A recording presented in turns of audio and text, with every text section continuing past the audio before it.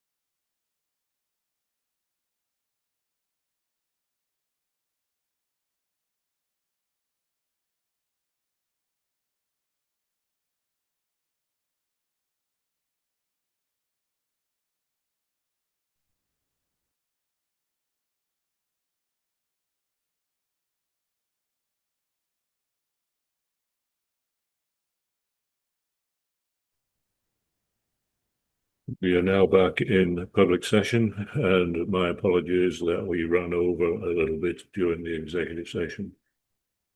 The first item on the agenda is the student representative discussion. Vice Chancellor St. John.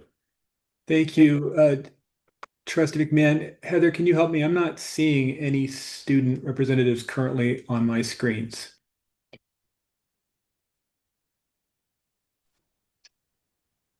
I am not seeing any either. And I encourage, if we're missing someone, please take yourself off mute and let us know, but not seeing anyone.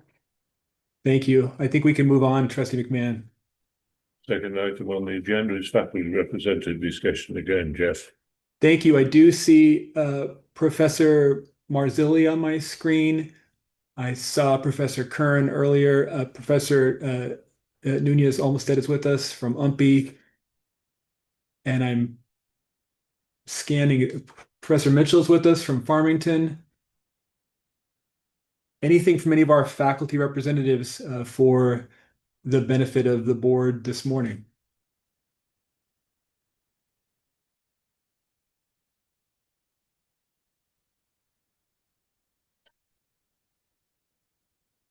Hearing nothing and seeing no hands raised, we will move to the next item on the agenda, which is commemorative renaming UM, and I will turn it over to President Farini Mundy.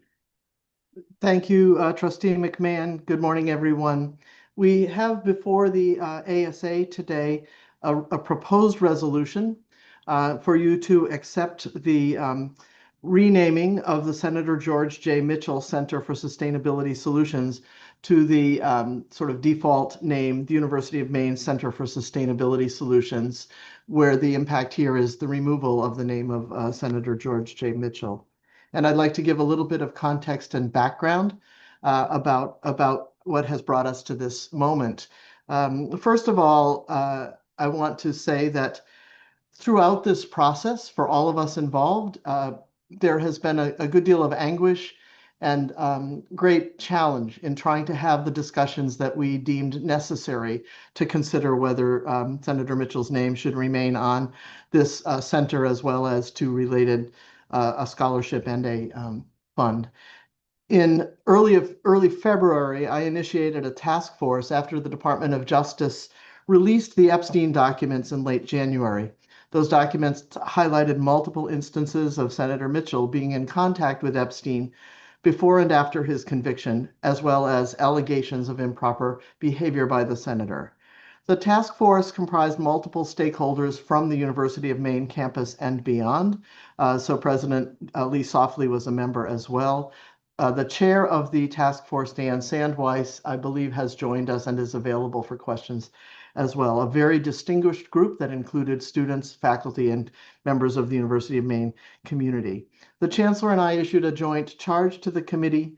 We informed Senator Mitchell that the task force was being launched.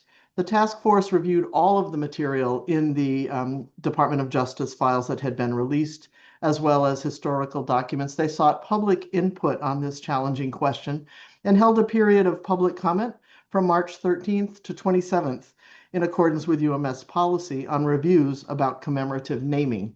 3/4 of the 74 respondents were in favor of removing the name. We have heard anecdotal reports of students being unwilling to hold meetings in the Mitchell Center. The Mitchell Center's name sits on a building here at the campus, the Norman Smith Hall. And as I think people are aware, other organizations in Maine and in Ireland have removed Senator Mitchell's name from buildings and programs. And Senator Mitchell stepped down from the board of the Mitchell Institute. So this action proposed for your consideration is per policy 315 of the Board of Trustees, which is allows proposal to remove a commemorative name as being appropriate when, quote, continued use of the honoree's name would compromise the public trust and reflect adversely upon the university. And I want to read the first, paragraph of the task force report, because I think it summarizes the challenging conversations that have been had on this matter. So I quote, "While no findings of wrongdoing by Senator Mitchell have been made, in light of the material that has recently been made public by the U.S. Department of Justice, and mindful of the experiences of victims and survivors, the task force concludes that continued use of Senator Mitchell's name would compromise the public trust and reflect adversely upon the university and its reputation." So we bring this to you for your consideration. And Chair McMahon, if it's possible to ask President Softly to comment, I believe that would be appropriate. President Softly, could you comment, please? Yes, thank you, Chair McMahon. And I want to acknowledge that Professor Sandweiss is here today. He chaired this task force through what was one of the most difficult conversations that I have been involved with in my professional life for the very reasons that President Farini-Mundy has indicated. There has been and will likely never be an adjudication of the allegations against Senator Mitchell. The issue before the task force was whether those allegations and the context in which they have been presented and received were such that it would compromise the public trust in the university system and reflect adversely on the university with its reputation, which is a very different consideration than adjudicating whether an event has actually occurred. I just want to make sure everyone knows that the task force did its job in what I think was an extremely thoughtful way. We had the assistance of Ryan Lowe, who helped us organize massive quantities of information. We reviewed all of that information. We returned repeatedly to the university's own policy, which was there to guide the decisions of the task force. And Chair Sandweiss made sure everyone on the task force was heard, that we were very thoughtful about what it was we were deciding. It was, as you heard from the president, a difficult circumstance, but in the end, the question about compromising public trust and confidence in the university system and the reputational issues of the university itself were what stood out given the policy that we were working with. I'm happy to answer any other questions. I think it's just important for everyone to understand how very seriously the task force took its job and how unusual the decision-making in this kind of case was for me, specifically given my career, because there has been no adjudication, but there have been substantial allegations, and the issue here is trust and reputation at this point. The question it presented is whether the honorific decision of the university originally to honor Senator Mitchell with the naming should no longer happen. The question was not whether or not the events alleged had actually occurred. And I think everyone understands that, but I think it's very important for people to understand how seriously the members of the task force took their task and how well Chair Sandweiss managed all of us going through the issues very thoroughly and very thoughtfully before the recommendation was made. As you know, this recommendation was just the first aspect of the policy process here. The recommendation then went to the president and to the chancellor and is now before the board. So I see that Chair Sandweiss is here today, and I want to make sure if you have questions of him that you have that opportunity, but I'm happy to answer any other questions. Thank you. Trustees on the committee, questions, please. Roger, Trustee Cates. Thank you. I suspect some of us may have more to say about this issue at the board meeting in September, but I did want to, first of all, thank Professor Sandweiss for his hard work on this. it must have been a very, very difficult task, sir. And I was wondering if you just might tell us a little bit more about the process that your committee followed before it reached this recommendation. Thank you. Yes, thank you very much. I'll start by saying that this really was a very difficult task to do. When I came to the University of Maine in 1993, one of the points of pride of coming to the state's flagship university was that this is the state that George Mitchell was from. And even though he had not yet done the Northern Ireland Peace Treaty, his work in climate-related legislation was extremely important and well-known and a point of pride. And I think everybody in the committee felt the same way, that we recognized that his name was used for good reasons, because he had tremendous accomplishments. We met frequently by Zoom. We went through all of the documents. From Ryan Lowe, we got everything in the Epstein files that mentions Senator Mitchell. We read them all. We discussed them all. We got the results of the survey of the public. We debated those. And we finally decided that although we fully recognize, as we've just heard, that none of the actions have been adjudicated, we don't know if they actually happened, because they're out there, the reputational damage is real. Students in particular are quite unhappy about continuing to be on a campus with things named for Senator Mitchell. And we felt that at this time it was best to make the recommendation that we did. But we didn't do it quickly. We didn't do it lightheartedly. We took this all very seriously. Everybody was very aware, and we actually have a section, as you see in the report, outlining the accomplishments of Senator Mitchell and the very good reasons why things had been named for him on our campus. But we felt at this time that there was not a better choice than to remove his name. Thank you, sir. Trustee Alexander. I join in thanking all of you who worked very hard on this very difficult matter. Just one question. Was there any effort made to reach out to the senator's office or him personally to alert him to this process and offer any opportunity for input? That's a question for President Farini-Mundi, who did that. Yes, thank you, Trustee Alexander. Indeed, we sent him a note when we began the task force, and we sent him a note in advance of this meeting indicating that this matter would be taken up publicly by the board. For the second note, we did receive an acknowledgement, but no further conversation with the senator or his office. Further questions from the trustees? Trustee Kane. Thank you. I just want to say thank you to the committee, and I know we'll talk about this more at our meeting.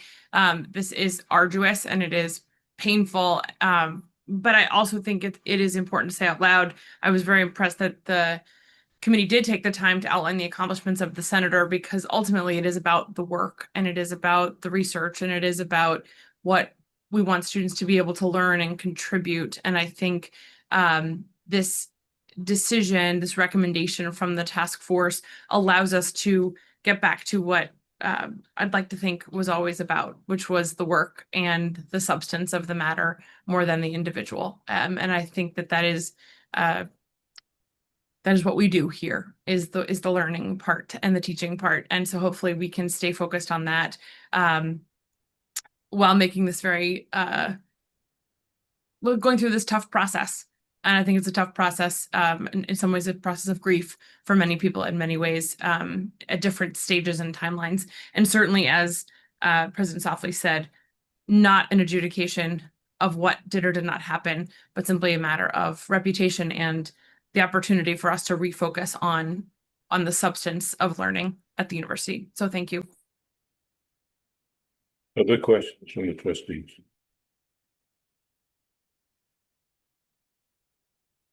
Seeing none, I will read the text of the proposed resolution.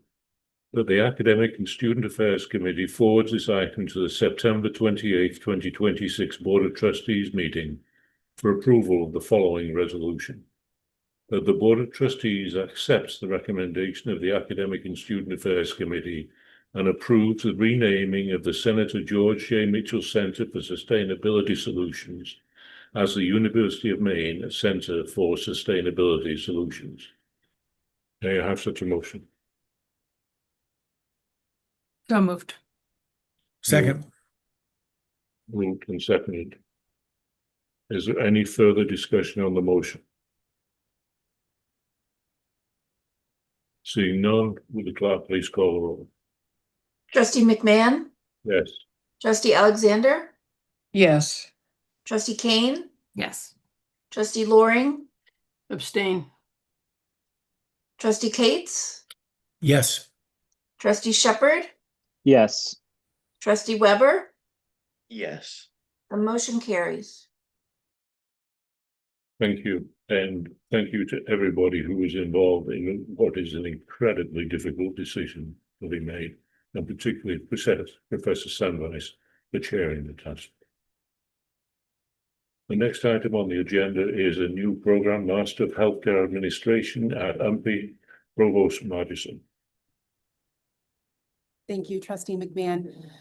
I would share that this proposal is building on our current Healthcare Administration undergraduate program that's offered in your PACE. We, in the summer, had 63 students enrolled in that program, and over fall 25, spring 26, and summer 2026, about 112 students have been enrolled in that program. This is something that, again, builds on that undergraduate program. There's been collaboration with Dr. Judy Tupper at the University of Southern Maine from our team here at UMPI to talk about distinction between this program and the population health policy focus at USM. And the door has been kept open for future collaboration, particularly in the area of instruction in this program. We do see nationally that the Bureau of Labor Statistics has projected a 28% growth for medical and health services managers from 2021 to 2031. So we do believe that this will align with some national workforce trends around new leadership roles nationally in the healthcare area. It also has low costs, building on an existing program, leveraging faculty already teaching in UMPI's undergraduate healthcare administration degree, and again, being offered in our competency-based platform, and that this model would be a differentiator in terms of the modality, as well as the content. So in your PACE, being able to compete nationally with programs like Western Governors, Capella, University of Phoenix, who are offering graduate degrees in healthcare administration, and again, meeting the needs of working professionals nationally in this area. Thank you. Questions from the trustees?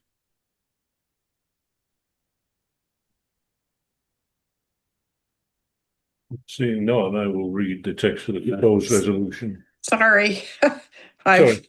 I was just maneuvering my finger here. Sorry, Chair. Go ahead.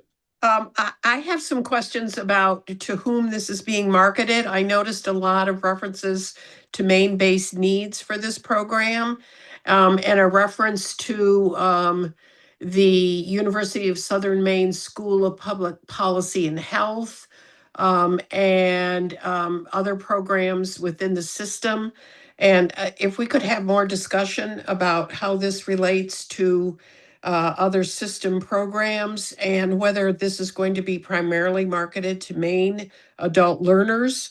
And if so, what the implications of that are for the online programs elsewhere in the system for this kind of program. President Rice.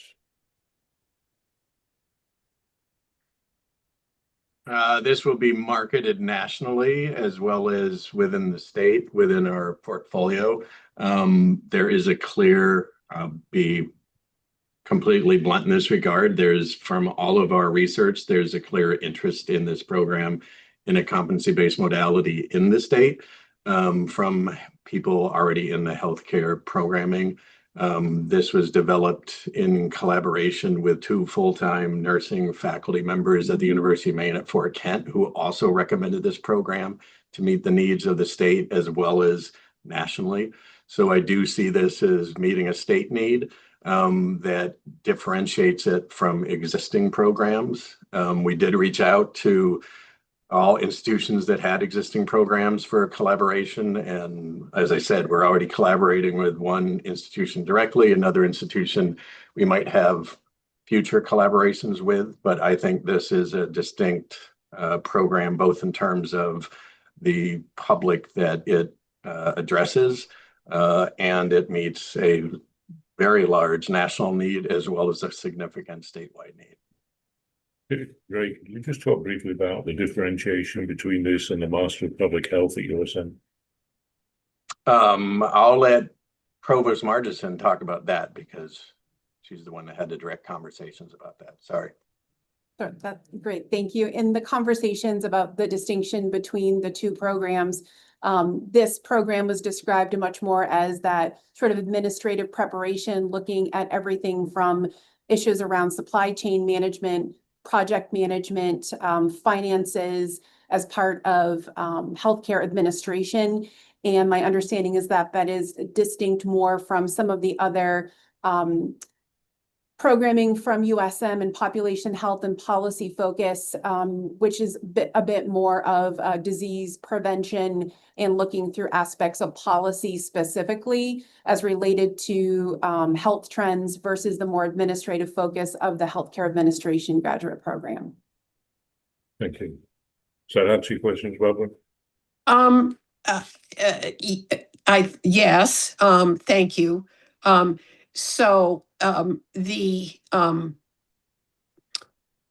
The leadership of this program in terms of faculty support is from the current faculty involved in CBE.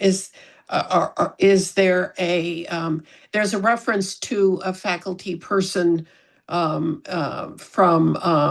USM in this document, and I'm wondering if that individual has a supervisory role for the program? In the proposal, the faculty member from USM does not have a supervisory role of the program. Barbara Blackstone here at UMPI, working with 2 full-time faculty in the nursing program at UMFK, who created the undergraduate program, are working on the oversight of this graduate program in healthcare administration. The conversation was around potential course development and instruction, which is separate in CBE. Sometimes developers of courses also are the instructors, but sometimes those can be disaggregated out. So what would those opportunities be for colleagues at an institution like USM potentially to teach in the program? But not supervisory oversight, but some opportunities for collaboration specifically in that area of instruction. Mm-hmm. Trustee McMahon, can I add that over the past year or so, the provosts have heard from me probably more than they want to about the growing attention to and importance of recognizing that we not duplicate programs, especially in a way that's thoughtless or that undercuts an existing program. I'm not asking Provost Margison to be accountable for this right here, but I would say that in the last year, probably 1 of every 3 or 4 programs that has come forward to the CAOC has been tabled at my request for further discussion between 2 or more provosts, including reaching down to faculty at 2 or more institutions. And that does not focus on CBE. It focuses on all programs and all modalities. Although, of course, anything online, whether CBE or not, is going to be a source of immediate attention and scrutiny. So Provost Zakis, Provost Paquette, who's on this call, Provost Margison, all of our provosts have done a great job of having further conversations and, with my support, raising a hand and saying, I need to talk to ABC, XYZ. Can we bring this back? And we do that without fail. So we are listening to the trustees. We are absorbing the lessons of enrollment stress and pressure, and we are targeting our conversations and slowing conversations in many cases accordingly. So I wanted to share that as context for the trustees, with thanks to Trustee Alexander for her comments. Thank you. Councillor Moore. I would just share with you that I meet regularly with the leaders of the two largest hospital systems, and frequently meet with the smaller hospital institutions as well. Their biggest worry, and this has been repeated year after year after year, is the rate of retirement of their staffs.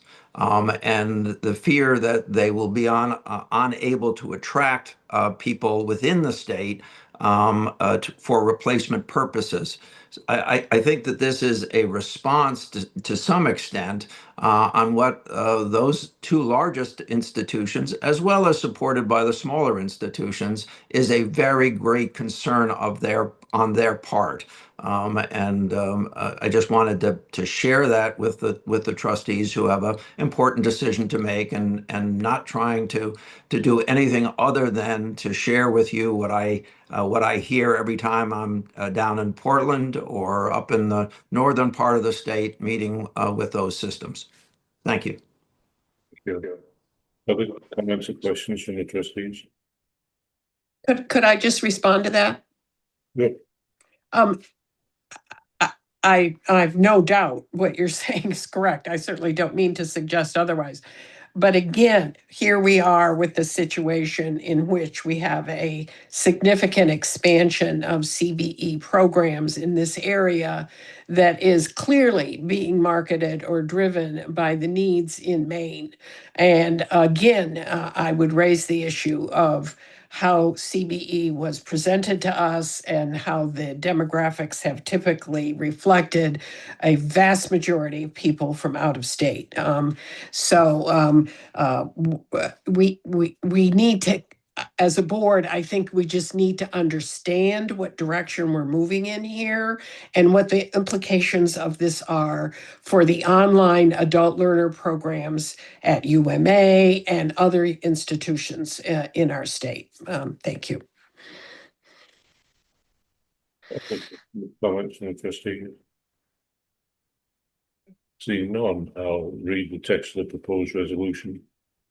That the Academic and Student Affairs Committee forwarded this item to the September 28th, 2026 Board of Trustees meeting for approval of the following resolution. That the Board of Trustees accepts the recommendation of the Academic and Student Affairs Committee and approves the Master of Healthcare Administration at the University of Maine at Prescott. Could I have a motion? So moved. Second. Moved and seconded. Is there any further discussion on the motion? Seeing none, will the clerk please take the roll? Trustee McMahon, Yes. trustee Alexander, Yes. trustee Kane, Yes. trustee Loring, Yes. trustee Cates, Yes. trustee Shepherd, Yes. trustee Weber. Yes. The motion carries.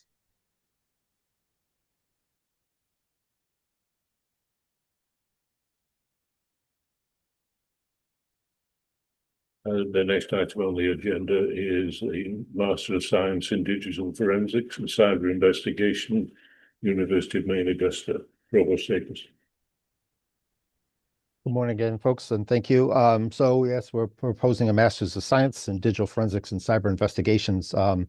I don't think it comes to any surprise that cyber continues to be a national and not only a national need, but also a threat. I would say a high risk there.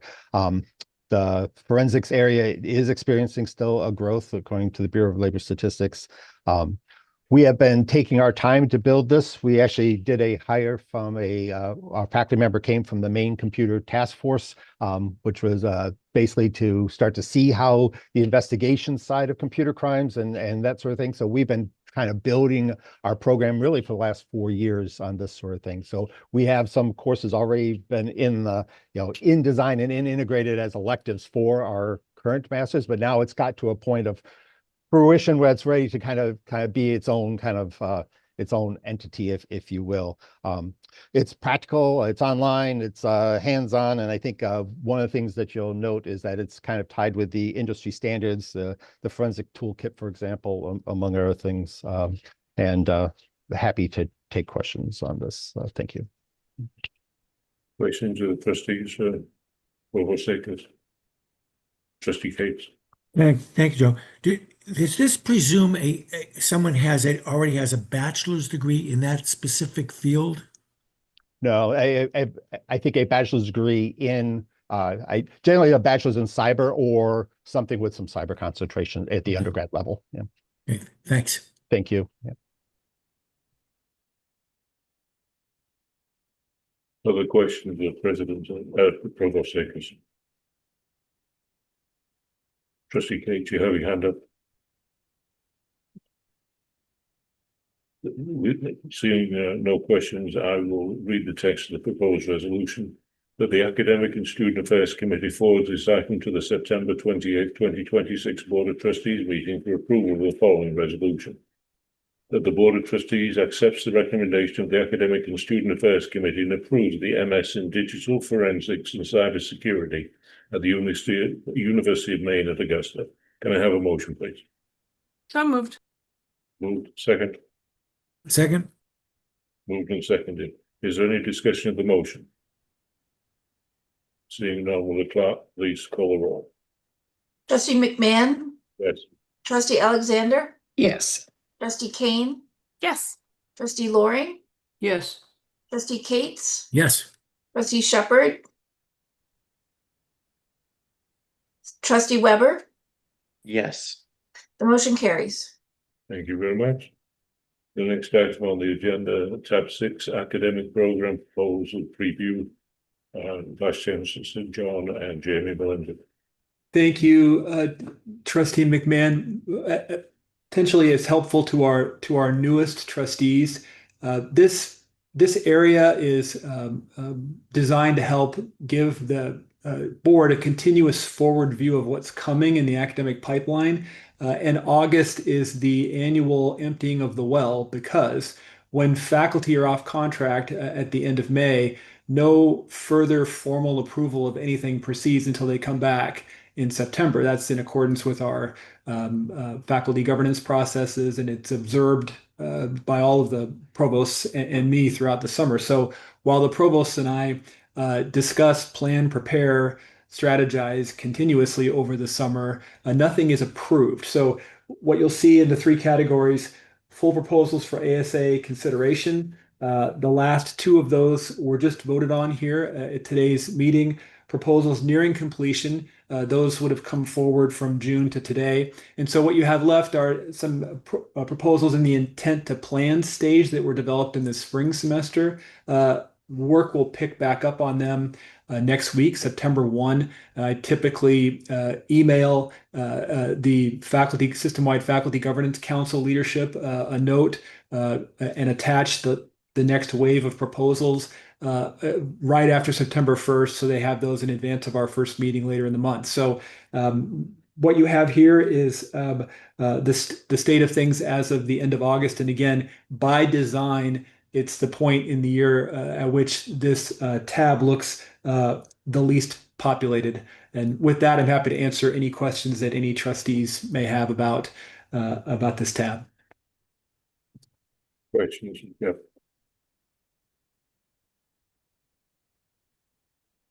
Seeing none, let's move on to the next agenda item, which is the 2025 student survey results. Thank you, Trustee McMahon. Trustees, two goals in the 2023-2028 UMS strategic plan asked my office to take the lead in survey development. One of the goals asked for a survey of first-year students so we could understand better why they stay or why they're thinking about leaving. That survey has been conducted each of the last two fall semesters in December, trying to catch first-year students before they come back for spring, or in some cases before they don't come back for spring, to get a jump on retention and student success improvement over time. We also, as a second goal in the plan, launched this past spring at the end of April and beginning of May, a survey of all graduating students, undergraduate and graduate students and law graduates. For the first time under the strategic plan, all three of those groups were surveyed. The survey involves a number of challenges, and I wanted to briefly share with the trustees what those challenges are so that the context will make sense in relation to what I'm about to share. In our system, historically, a very strong response rate to a student survey is 15 to 17%. I'll say that again, a really dynamic survey with significant enthusiastic student response generally yields about a 15 to 17% response rate of whatever student population you're surveying. There are many reasons for that, the chief of which is there's no intrinsic motivation for a student to complete a survey in most cases. And that wounds the hearts of all lovers of survey design and survey administration, but some of you from your professional backgrounds know that that's the case. It's difficult to get students to respond to a survey. And for that reason, the results generated are often, in a strictly statistical sense, unreliable, meaning you can report on what you found, but they don't stand up to standards of validity or reliability as a set of survey findings. In this case, for the student surveys at end of first semester, first year students, we had a range of responses across the system. In general, response rates were low. For the graduate student surveys, graduating students, undergraduate and graduate, we had a range of response rates as well. Graduating undergraduates, the response rates almost across the board were low. For graduate students, there were some pockets where there was a clear and repeated effort to get a cohort of graduating students in a particular program at a particular university to respond, and they did. But on the whole, response rates are very uneven and trended toward being low. I can tell you that in general, as you'll see in the findings that we did share with you, students broadly are happy with their experience, undergraduate and graduate, in our system. On the undergraduate side, in particular, students, first-year students and graduating students, having had a sense of belonging and a strong feeling, a positive feeling toward their fellow students and faculty in their majors, in their degree programs, for those who've declared a degree at this point, which is a good sign for us. And also, not surprisingly, positive responses around some of the system-wide initiatives being targeted at first-year students within the University of Maine system, including RLEs. We got a positive response there. Student support products like Navigate, which is a vendor-based product that trustees have heard about from us before and have also heard about frequently in presentations by the provost. And then also investments in student mental health resources. I'll cite one of them, YouWill, a product that all of our universities used a year ago and that 3 of our universities continued with in this current academic year. It's a telehealth-based student support, mental health support resource, currently operating at Fort Kent, UMPI, and Maine Law, where it's been well received in each case. Graduating undergraduates, happy with their education overall, and suggestions for improvements from that cohort generally focused on internship opportunities, career services, and networking opportunities. And more to follow on that subject, pending conversations between me and the provost about what we could do in response to that.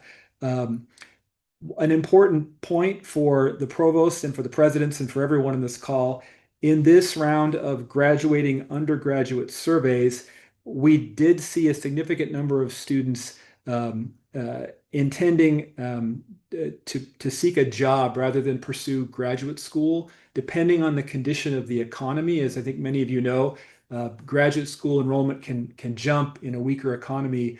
In this case, there seems to have been strong sentiment in favor of going out and getting into the job market rather than pursuing graduate education at this time. That's among those students who chose to respond, which again is a subset of the overall potential respondents.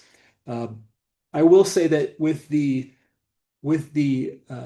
board's strategic planning committee meeting coming up in October, one of the things that Vice Chancellor Dorsey and I have been asked to do is speak about areas within the plan where, in consultation with Vice Chancellors Lowe and Farini Mundy, we would recommend that we do things differently, or in some cases recommend that some goals not be pursued further. I've already spoken with Trustee Kane about my intent to bring forward these surveys as a subject of discussion at the October meeting of that committee.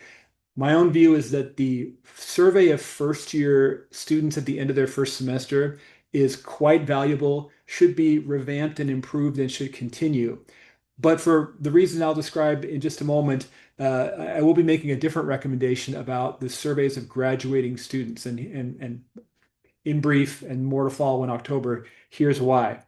We already have across the system the first destination survey, which is tied to UMS Transforms and is partly funded by the UMS Transforms initiative, and another survey called the National Survey of Student Engagement. The first destination survey is run across our system. NSSE, the National Survey of Student Engagement, is run every 3 years on a cycle across our system. And further, we have surveys conducted each spring with some subset of programs that are responding to U.S. News and World Report's solicitation of information as they prepare for their rankings for the following fall. So we have what is clearly, demonstrably, and as many of you know, a common phenomenon, which is survey fatigue. We already have a number of surveys that we must administer and that we do administer.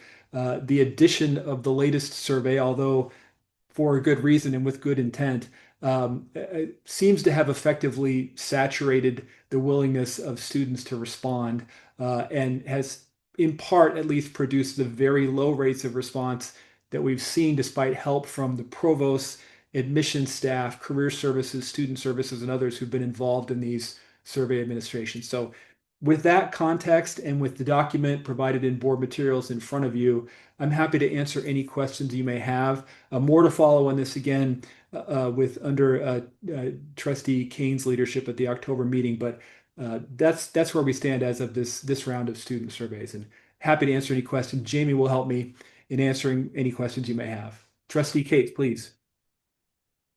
Thanks, Jeff. Thanks for that. So as I understand it, 15 to 17% is a really strong response.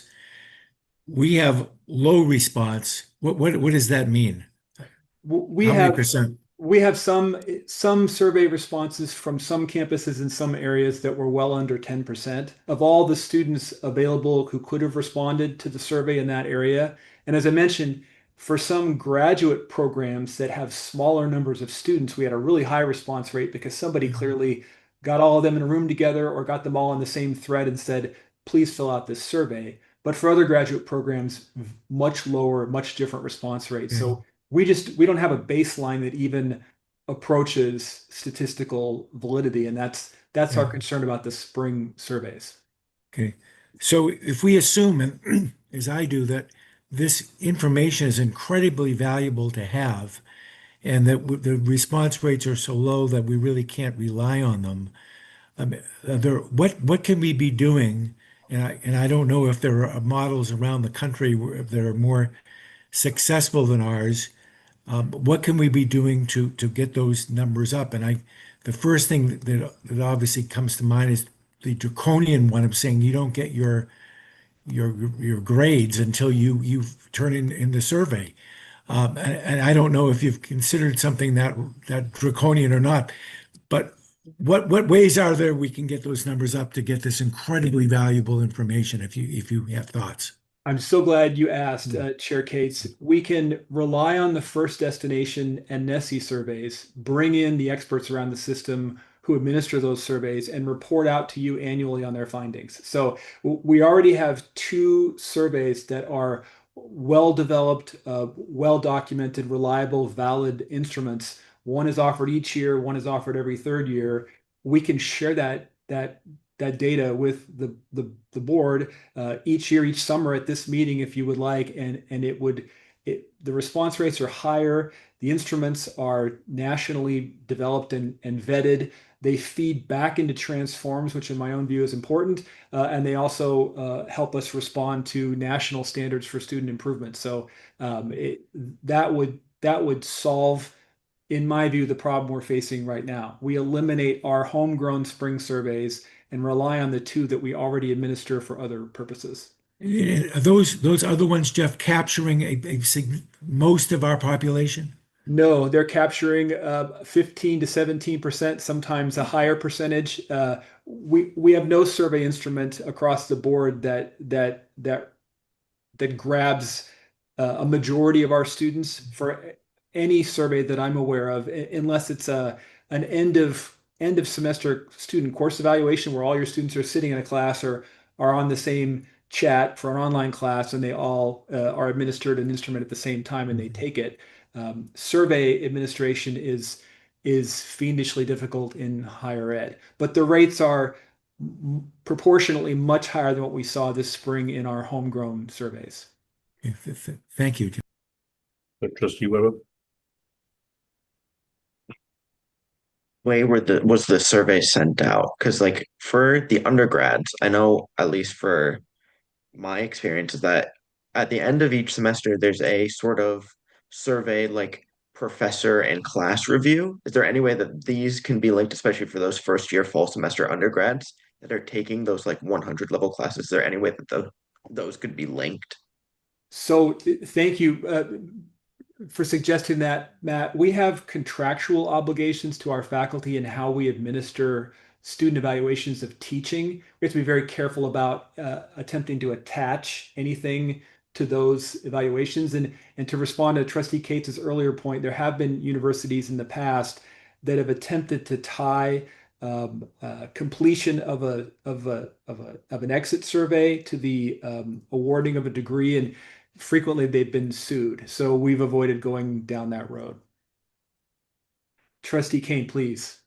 I just want to say I appreciate this. Jeff and I discussed this a few weeks ago, and this will definitely be part of the conversation in the strategic planning committee meeting coming up this fall, as part of that comprehensive look, both of what needs updating, what needs editing out, and deletion or addition to the plan. So thank you very much. But Jeff and I did have a pre-discussion about this, and I also just say I think the opportunity to maybe we could take a look at what we learn side by side with the survey that is better, the national survey compared to ours, if we did a quick look maybe before that meeting, so we could have a more robust conversation about whether that will meet our needs. But then I also just want to second the agreement on the importance of the first year student survey. So thank you. Thank you. Yeah, Trustee Alexander, please. You're on mute.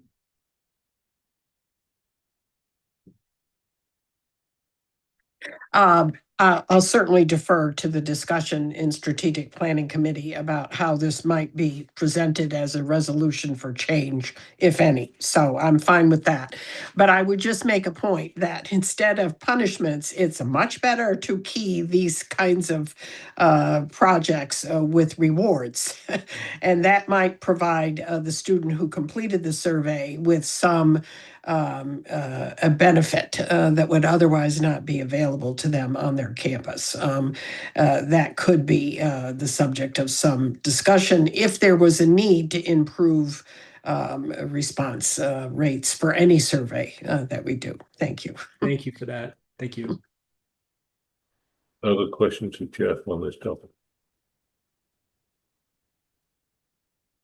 Seeing none, the last item on the agenda is the 26-27 work plan. Jeff. Thank you, trustees. This one's about a minute, I think. We did exactly what you asked us to do at the June meeting. We have folded the three smaller reports, JMG, Credit for Prior Learning, and Transfer Main, into the state of transfer report within the work plan, which is now in final form. And we agreed at Trustee McMahon's good suggestion to offer 2 updates on our 90 credit programs in the coming year, one in December and one next June. Those are the only changes we've made to the report in the version that you saw at the June ASA. With that, we would very much like to declare the work plan for the coming year as final as of today. Questions, concerns about that?